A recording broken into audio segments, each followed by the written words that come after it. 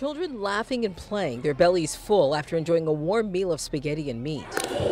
Since Hurricane Irma, many families living near the Boys and Girls Club of St. Lucie County have been without electricity and very little food to eat. We were just kind of checking our facility, checking out our assets, and there were a couple of kids at the dumpster, and they were just looking in the dumpster, and we were like, "What are you doing?"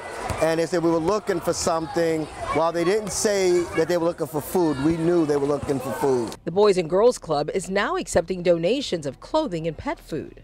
Both churches and businesses have answered the call. Volunteers, including law enforcement, served almost 350 lunches to those in need. Dinner will also be provided. The spaghetti is good.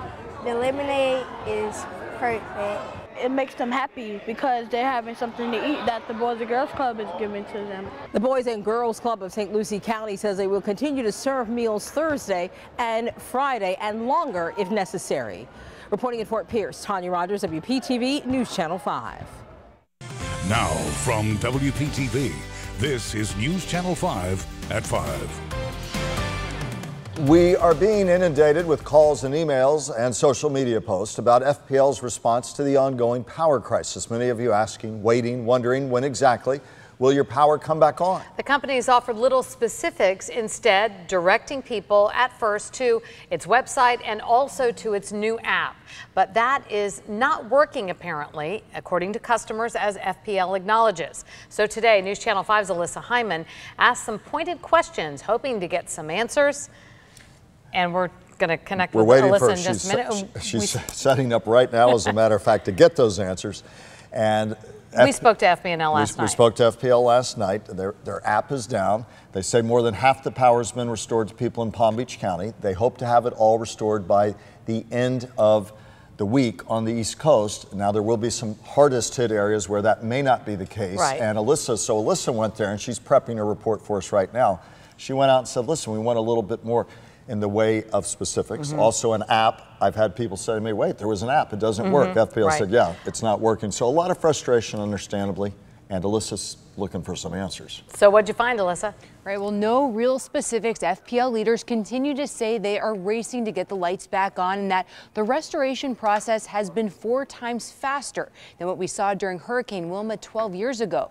But they still wouldn't address specific areas that they're focusing on in our viewing area. In between the few thank yous are the many frustrations plastered all over Facebook.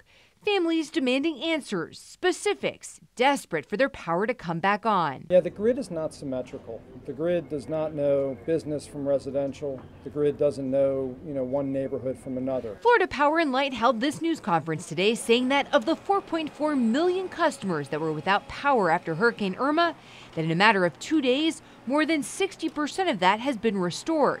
Though they did admit the website and app are underperforming. Right now, FPL.com is up, it is running, it is functioning, but it is intermittent.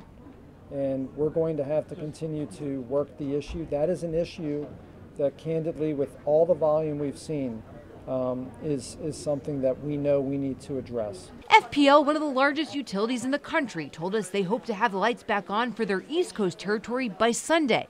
But the West Coast could take another 10 days. The company continues to point to the benefits of their multi-billion-dollar investment into smart grid technology and to hardening the grid. But few people know what that really means. Most people just want to know what's taking so long and when they'll get their lights back on, a simple timeline. Can you explain to people how you make these priorities and where specifically in our viewing area, at least, your crews are working to address first and foremost? So as I said, we look to make sure our generation facilities are up and running, and they are. Then we shift to the critical infrastructure facilities. So water treatment facilities, fire stations, police, hospitals, all of those are critical facilities. If you happen to be on a grid that is served by a hospital, or if you're served by a fire station, then chances are your power will come up sooner. Then we go to the feeder lines to make sure that, and those are the main power lines that are feeding the neighborhood lines, those main feeder lines that we go after and attack